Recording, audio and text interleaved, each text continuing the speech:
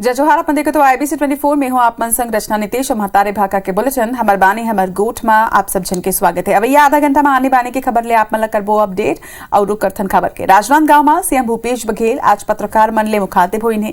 ये बेरा उमन पूर्व सीएम रमन सिंह ऊपर ताबड़तोड़ हमला तको करें। ओकर मन के कहना हवाय कि मुख्यमंत्री राहत हुए उमन उनकर परिवार ला खूब परेशान करे है। रमन सिंह के सेती उनकर माला तक थाने में बैठना पड़े रही से और ऐसा कहत हुए सीएम भूपेश बघेल भावुक तको हो गए। उनकर गला रूंध के अपना आप ला काबू करत हुए भूपेश बघेल कहेन कि रमन सिंह अभी सत्ता में नहीं है तब दिल्ली ले उमन प्रताड़ित करवाते। ये बेरा मुख्यमंत्री हा नान घोटाला के ललेक पुलिस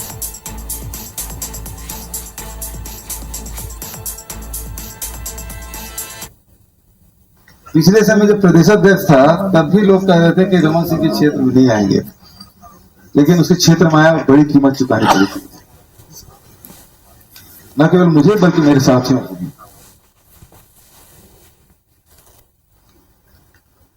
FIR किया गया, झूठे प्रकरण में फंसाए गए, जेल में डाले गए।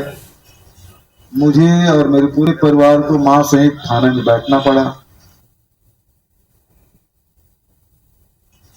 मुझे और मेरे पूरे परिवार को मां सहित थाने में बैठना पड़ा।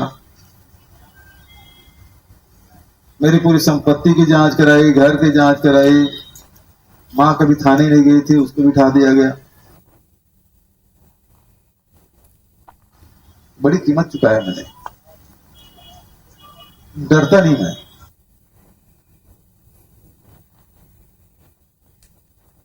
पिछले समय जब प्रदेशाध्यक्ष था तब भी लोग कह रहे थे कि रमन सिंह के क्षेत्र में नहीं आएंगे, लेकिन उसके क्षेत्र में आया बड़ी कीमत चुकानी पड़ी थी,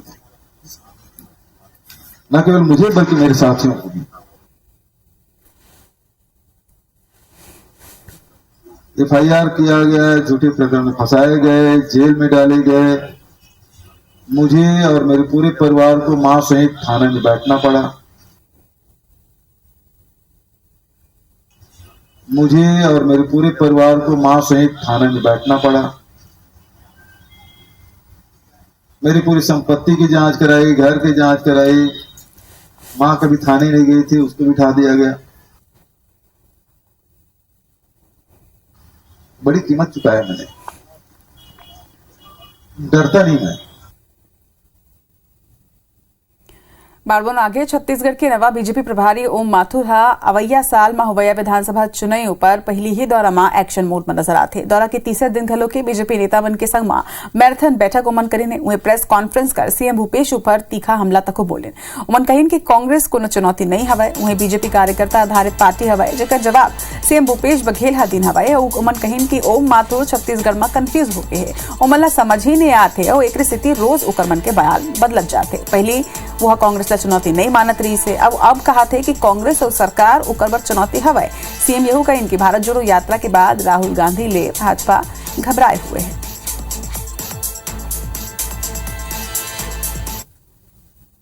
अभी भी आपको कह रहा हूं, मैं चुनौती नहीं मानता। देखिए, भारतीय जनता पार्टी कार्यकर्ता आधारित पार्टी है। रोज बयान बदल रहे हैं। पहला बयान की चुनौती नहीं है, दूसरे दिन कहते हैं कि मंत्रिमंडल और विधायकों को टारगेट करना है। युद्ध, आज जो बयान पढ़ा है तो युद्ध स्तर पर लड़ाई करना है, तो इसका मतलब यह है कि ओम माथुर कंफ्यूज्ड हो गए। बालू प्रतापपुर उपचुनाव पर मतदान 5 दिसंबर के और मतगणना 8 दिसंबर के होना है। मतदान पर 2 सप्ताह के समय तक अब नहीं रही गए है। ऐसे में समय ला देखत हुए थोक के भाव में नेता भानु प्रतापपुर पहुंचत हवे। वर्तमान में देखे जाए तो क्षेत्र और गांव मन में नेता मन के द्वारा लगातार जनसंपर्क अभियान चलाए जाते, फिर ये प्रदेश के बड़े नेता घलों के भीड़ जुटाए में नाकाम होते। उन्हें नेता मन के प्रति वोटर मन के नाराजगी तको देखे जा सकते।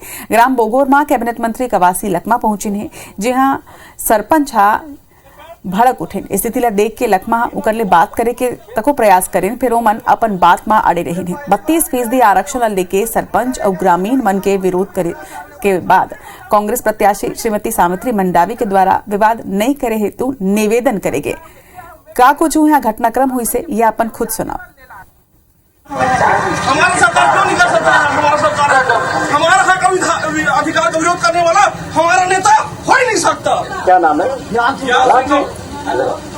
सिंह और मेरा नाम है। राम राम। मैं आपके घर नागाराज भी गया था। हेलो यार, नागाराज मैं भी गया था। हिडमा सोड़ी के साथ भी सुकमा गतिराज उनके साथ भी गया हूँ। ठीक है, इधर सुनो, हम लोग मैं थोड़ा भाषण दूंगा, उसके बाद अब बैठ के बात करेंगे। बैठ के रहे, सबके सामने होना चाहिए बात। इधर सुनो, इधर सुनो। ये पहली बार बिचारी खड़े हुई है, मगर एक उल्टा तुमन हो मंत्रिमंडल से कोई दिक्कत नहीं। सर मैं हिंदी का रखा हूँ। अब मैं किस घड़ी में आया हूँ, कैसे आया हूँ, मैं खुद जानता हूँ। आप मन के बीच में वही आशीर्वाद ले लाया हूँ। कम से कम ये वाला बात ये में नहीं उठना चाहिए। आपस में बात हो सकती भाई, आप लोग चाहते रहे अपन मंडाई जा, चाहते रहे कि नहीं चाहते पर ये ऐसे वाला बात है ना, थोड़ा सा नहीं चले। 32 विधायक विधानसभा में कुछ नहीं बोले। कांग्रेस भाजपा नहीं, सब बोले, हम सब बोले। विधानसभा में अगर बोलते सीएम साहब को सामने में हाईकोर्ट में अगर दस्तावेज अगर पुटअप करते ना, तो आज हमारा आरक्षण शून्य नहीं होता। खांडे रायपुर का वहाँ वो लगा है, पीडब्ल्यू वो लगा है हाईकोर्ट में। आज एसटी का आरक्षण खत्म, ओबीसी का आरक्षण खत्म, एससी का आरक्षण शून्य हो गया। आज सोरेन सरकार झारखंड में 32% आदिवासी को, ओबीसी को 27% और एससी को 16%। यहाँ भी देना, हमारे 32 के 32 विधायक कुछ नहीं बोलते हैं वहाँ पे। हमारी सरकार क्यों नहीं कर सकता? तंत्र में किसी भी दल का हो, उसे प्रचार करने में कोई रोक नहीं सकता। दूसरा, किसी को भी दबाव नहीं डाल सकता कि कौन सा मतदाता किसमें वोट डालेगा नहीं। मताधिकार उसका विशेषाधिकार होता है, तो ऐसी कोई बात नहीं है। हम जाएंगे, आरक्षण भी कांग्रेस की सरकार 32% हम देंगे, सदन में पारित होगा। तो जिन तरह ले आज ये पूरा घटनाक्रम आगू आए, एक बाद ये कहना गलत नहीं हुई कि कांग्रेस और बीजेपी दोनों बार आदिवासी समाज ये उपचुनाव में एक बड़का चैलेंज साबित हो सकते। बालमोर आगे पाछू 1 महीना ले रायपुर के बूढ़ा तालाब धरना स्थल में बैठे दिवंगत शिक्षाकर्मी की बेवा मन ले आज पूर्व मुख्यमंत्री डॉक्टर रमन सिंहा समर्थन देबर पहुंचे ने गोट बात करें, जेकर ले गोट बात करे हवे हमारे संवाददाता राजेश मिश्रा। दिवंगत शिक्षाकर्मी के विधवा मन अपन मांग ला लेकर बूढ़ा तालाब के धरना स्थल पर लगभग 1 महीना से धरना पर बैठे हैं।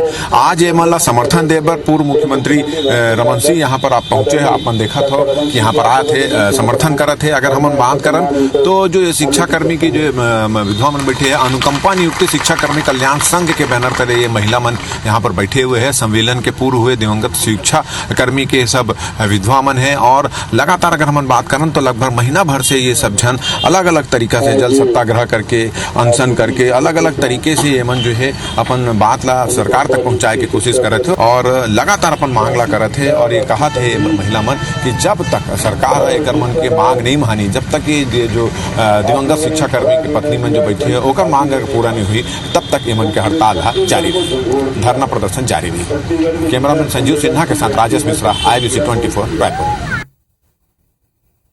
इति बस्तर संभाग में गलत तरीका ले धान बेचे पर 3000 ले ज्यादा किसान मन फर्जी आवेदन करे हवे। राजस्व विभाग जांच में ये पाया हवा कि मृत लोगन के नाम में घलो के पंजीयन कराए गए, जेकर बाद 3645 किसान मन के पंजीयन ला निरस्त करेगी। से बता दन कि समर्थन मूल्य में धान खरीदी शुरू हो चुकी है, फिर तकनीकी गड़बड़ी के सेती बस्तर संभाग के हजारों किसान मन धान नहीं बेच सकत हवे। सबले ज्यादा कांकेर जिला में पंजीयन निरस्त करे के मामला आगू आए है। यहाँ 2441 किसान मन के पंजीयन निरस्त करे गए। वहीं बस्तर में 405, कोंडागांव में 257, बीजापुर में 230, जबकि नारायणपुर और सुकमा में 39 और 75 पंजीयन निरस्त करेगी। से जेकर बाद किसान मन के परेशानी अब बढ़ गई है। वहीं अधिकारी मन के ये कहना हवा कि किसान मन ले अपील करे के बावजूद लापरवाही आगू आए है। अवैया बेरा में जागरूक करे के बात तक कहें।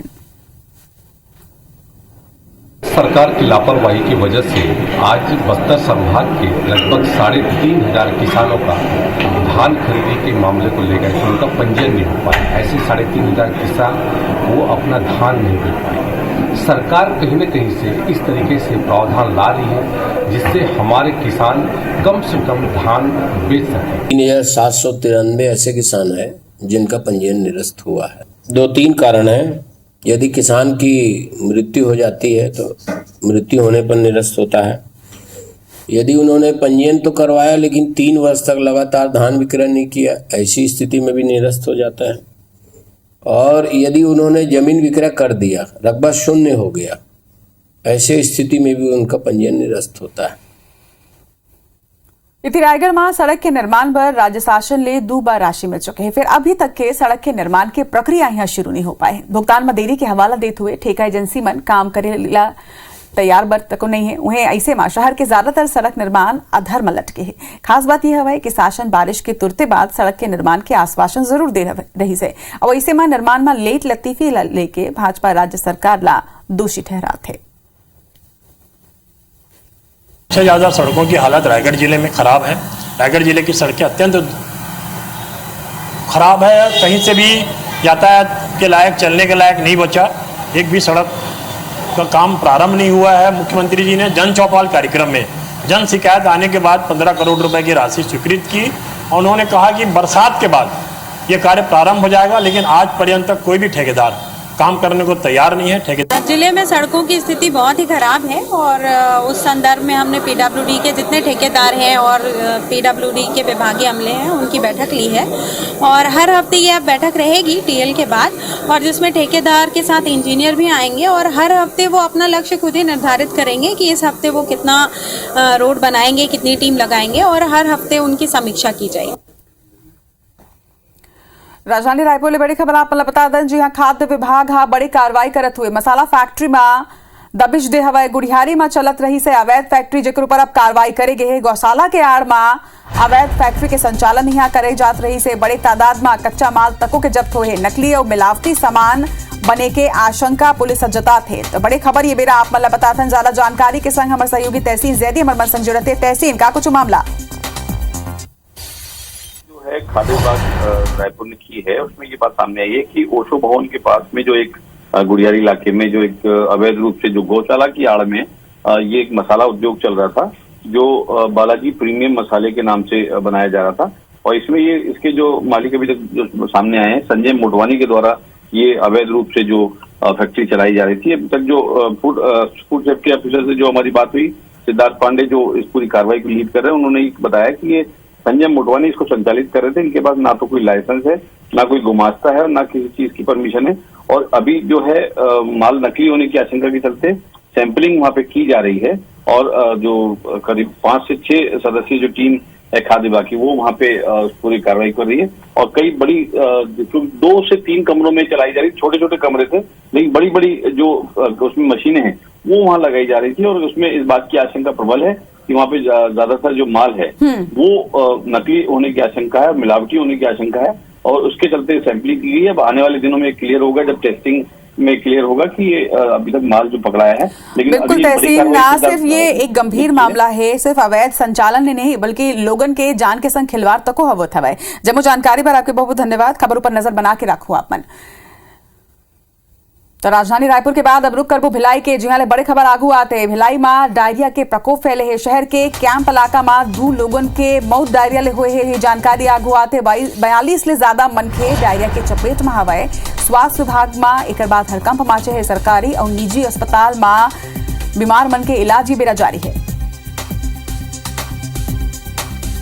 तो भिलाई ले ये बड़का खबर है। तस्वीर घलो के आप देखा तो कि कौन तरह ले बड़ संख्या में लोगन यहाँ डायरिया के शिकार हो गए हैं। स्वास्थ्य विभाग में एक बाद हड़कंप माचे है कि काबर अतका ज्यादा मात्रा में लोगन डायरिया के प्रकोप में आए हवे। एक जांच तक कराए जाते। फिर भिलाई ले ये बड़े मामला, जी हाँ, सरकारी और निजी अस्पताल में कुल 42 लोगन भर्ती है, जिकर मन के इलाज जारी है। भिलाई में डायरिया के प्रकोप सलग दिखे जाते हैं।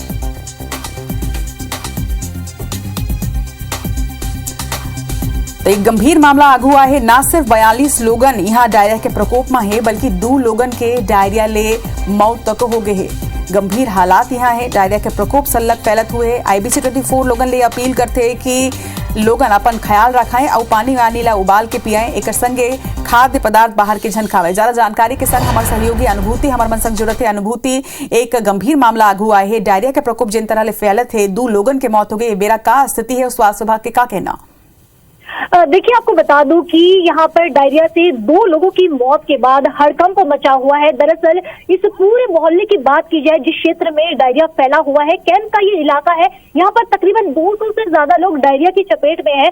और स्वास्थ्य विभाग पिछले 3 दिन से इस पूरे मामले को दबाए हुए था। और कल जब देर रात पहली मौत हुई और आज जब दूसरी मौत हुई, उसके बाद स्वास्थ्य विभाग विभाग इस पूरे मामले को मीडिया से नहीं छिपा पाया और एक के बाद एक करके लोगों के अस्पताल में भर्ती होने का सिलसिला शुरू हो गया। आपको बता दूं कि यहाँ का जो शासकीय अस्पताल है सुपेला का, वहीं अकेले 40 लोग एडमिट है। इसके अलावा जो जिला अस्पताल है वहां भी लोगों को भर्ती कराया गया। इसके अलावा जो निजी अस्पताल है वहां भी बड़ी संख्या में लोग भर्ती है जिनका उपचार चल रहा है।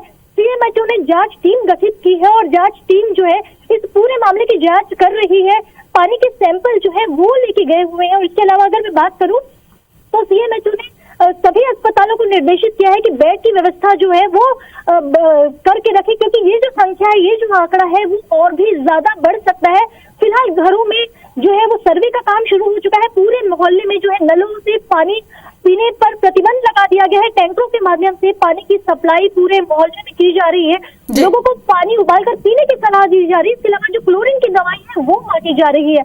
जी जब जानकारी पर आपके बहुत बहुत धन्यवाद अनुभूति। और यही IBC 24 के तको अपीले कि अपन पानी ला उबाल के पियो और जेन भी स्वास्थ्य विभाग कहते ओला अमल में लावो।